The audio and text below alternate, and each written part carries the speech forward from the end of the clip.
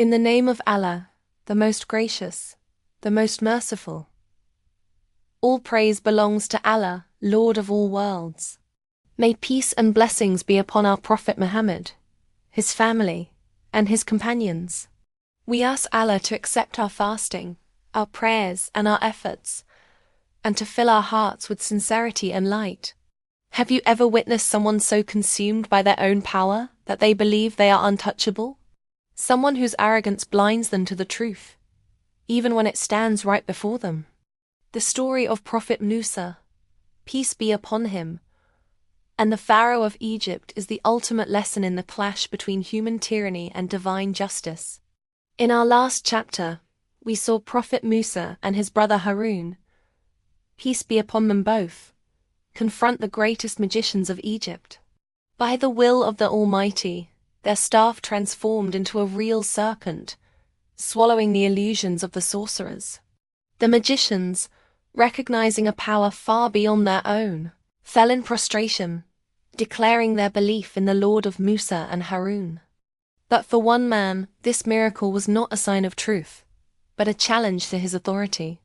For Pharaoh, the battle had just begun. After the public humiliation, Pharaoh summons Musa to his court. But instead of addressing the miracle, he tries to wage a psychological war. He looks at the prophet of God and says, "Did we not raise you among us as a child? You lived with us for years, and then you did what you did," referring to the accidental killing of an Egyptian. "And you are one of the ungrateful." How many times do people try to use our past against us to silence our present truth? They bring up old mistakes or favors they did for us, hoping to make us feel indebted and quiet. But Musa's response was a masterclass in courage. He acknowledged his past mistake, for which he had already sought and received forgiveness from the Almighty. But then, he turned the tables on Pharaoh's twisted logic. He replied, "And this is the favor you remind me of, that you have enslaved the children of Israel." He exposed the hypocrisy. How can you boast about raising one child when you have oppressed and enslaved his entire nation? The lesson here is profound. No personal favor can ever justify or excuse systemic injustice. Our loyalty must always be to the truth, not to those who try to manipulate us with the past. Defeated in his argument, Pharaoh's arrogance swelled into a murderous rage. He turned to his council and declared, "Let me kill Musa, and let him call upon his Lord. I fear he will change your religion or spread corruption in the land." Look at the irony. The greatest tyrant, the man who claimed to be God, accuses the prophet of spreading corruption. This is the way of tyrants. They project their own evil onto those who call for good. But in the heart of that corrupt palace, a flicker of faith was secretly burning. A man from Pharaoh's own family, who had been concealing his belief in the Almighty, could no longer stay silent.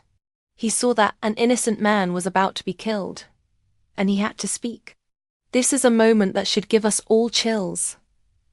Imagine the courage it took. He didn't scream or shout. He used wisdom and logic. He asked them, "Would you kill a man merely for saying, 'My Lord is Allah,' especially when he has brought you clear signs?" He presented them with a simple, undeniable argument. If he is a liar, his lie will be upon him. But if he is truthful, then some of what he threatens you with will surely strike you. His wise words planted a seed of doubt and delayed Pharaoh's hand. It teaches us that you don't always need an army to stand for truth. Sometimes, one voice of reason, one act of courage, is enough to change the course of history.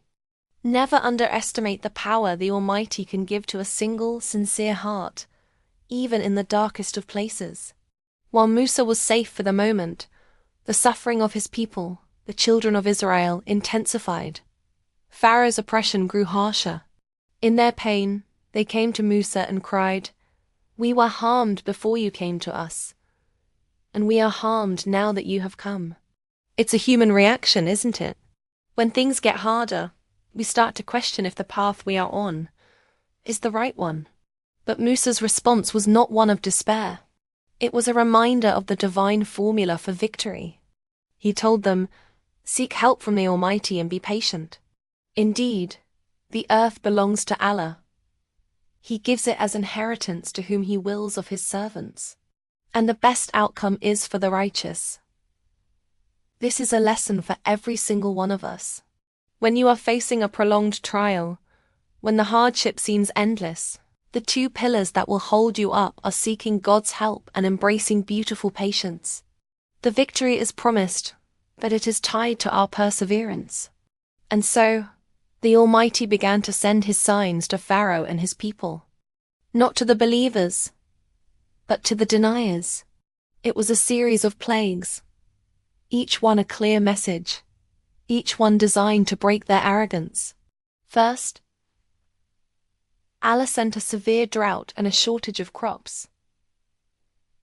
Their economy was collapsing, but instead of turning to God, they blamed Musa, saying he was a bad omen. They begged Musa to pray for them, promising that if the drought ended, they would believe. Musa prayed, the rain came, and the crops grew. And what did they do? They broke their promise. So the Almighty sent the next plague, a devastating flood, a torrent of water that destroyed everything. Again, they begged, Musa prayed. The plague was lifted, and again they broke their word. Then came the locusts, swarms so thick they blotted out the sun, devouring every leaf and every blade of grass left in Egypt. Then came the lice, tiny insects that infested their bodies, their food, and their homes, giving them no moment of peace. Then came the frogs, leaping out of the Nile in unimaginable numbers, covering the land. With each plague, the children of Israel, living right beside them, were left completely untouched. The sign could not have been clearer.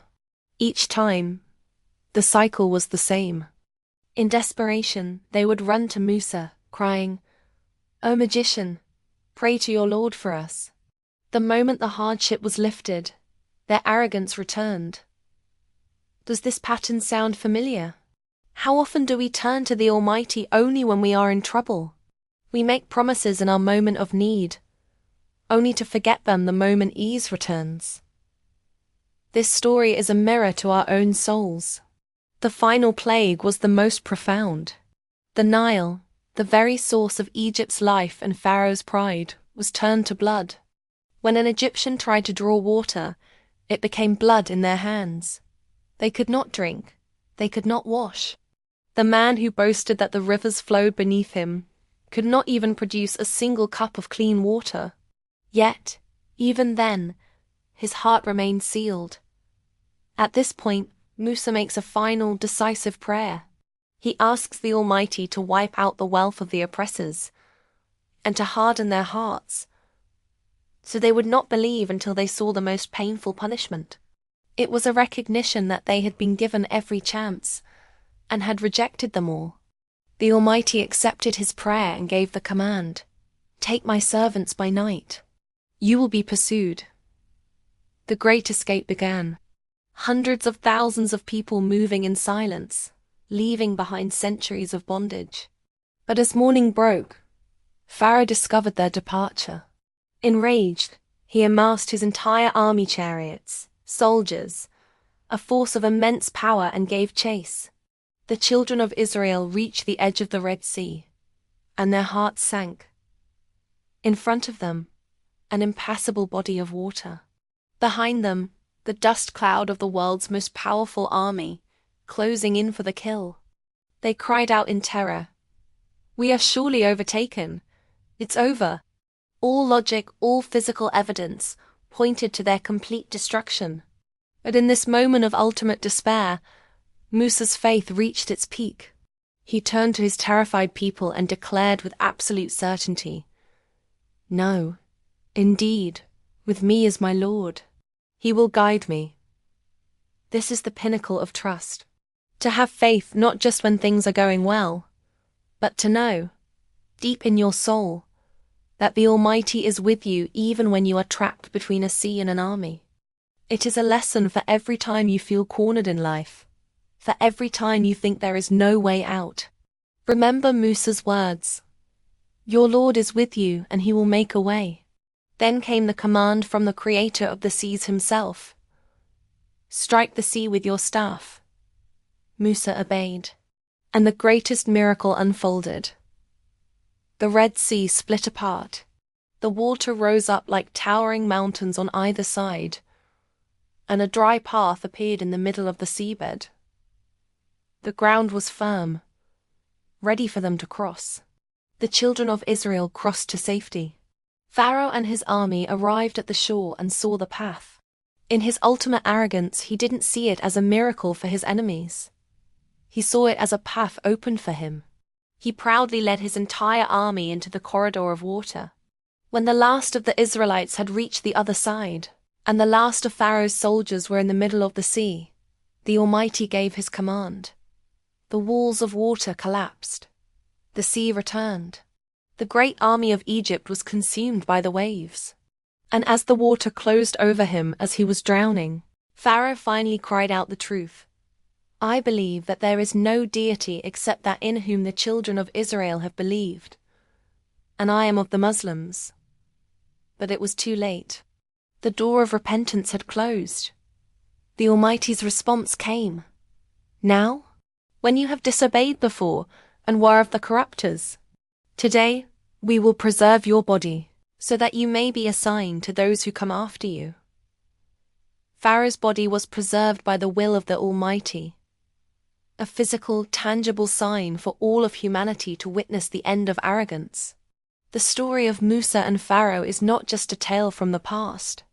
It is a living lesson about faith, patience, courage, and the unshakable truth that no matter how powerful tyranny may seem, it is fragile before the power of the Almighty.